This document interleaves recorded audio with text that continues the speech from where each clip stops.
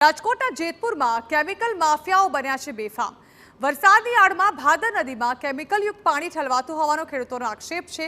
કેરાડી અને લુણાગરા ગામે ભાદર નદીમાં ફીણ જોવા મળી રહ્યા છે। નદીમાં ફીણની ચાદર પથરાઈ હોય તેવા દ્રશ્યો સામે આવતા હતા।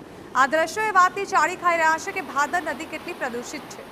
પ્રદૂષિત પાણીને કારણે આસપાસની જમીનમાં ભારે નુકસાન થયાનો ખેડૂતોનો આરોપ છે। નદીમાં દૂષિત પાણી છોડવાનું બંધ કરવા માટે ખેડૂતો માંગ કરી રહ્યા છે। આ પ્રદૂષણને હિસાબે અમારા ખેતી લાયક જમીનને બગાડી રહ્યું છે।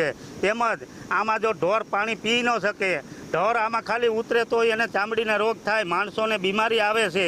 આમ છતાં કોઈ પગલાં લેતું નથી। નીચે ભાદર 2 ડેમ છે તો એમાં પણ પાણીનો સંગ્રહ આનો આ જ કરાય છે, ત્યાં પણ રોગચાળો ફેલાય છે। જો નુકસાનથી પાકને નુકસાન થાય, ખેતરમાં પાણી છોડવાથી એક પ્રકારનું પાણી જમીનમાં ઉતરતું નથી, ઉપર પળ જ કાયદેસરનો જામી જાય।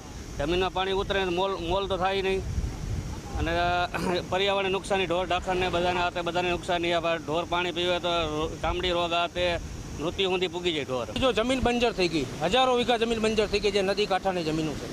માલધારીના ઢોર અને આ જીવજંતુ, માછલી બધીને નુકસાન તો કરે જ છે ને। રજૂઆત અનેક વખત આજુબાજુના ગામવાળા, આપણે ધોરાજીના MLA સહિત કરેલી છે, પણ એના કોઈ પણ એનું રિઝલ્ટ આવ્યું નથી। કાં તો આ લોકો એવું માને છે કે આ પ્રદૂષણ છે જ નહીં, અને જો હકીકતમાં પ્રદૂષણ થતું હોય તો આ કાયદેસર બંધ થવું જોઈએ।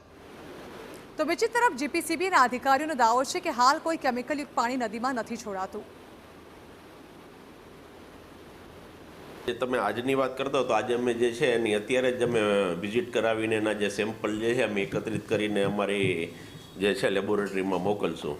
બીજા હમણાં ઘણા સમયથી કોઈ ભાદરની અંદર એવું કોઈ પાણી કોઈ આવતું જ નથી, સિવાય કે ડોમેસ્ટિક જે છે અમુક એ આવે છે, બાકી બીજું કોઈ પાણી ભાદર નદીમાં આવતું જ નથી।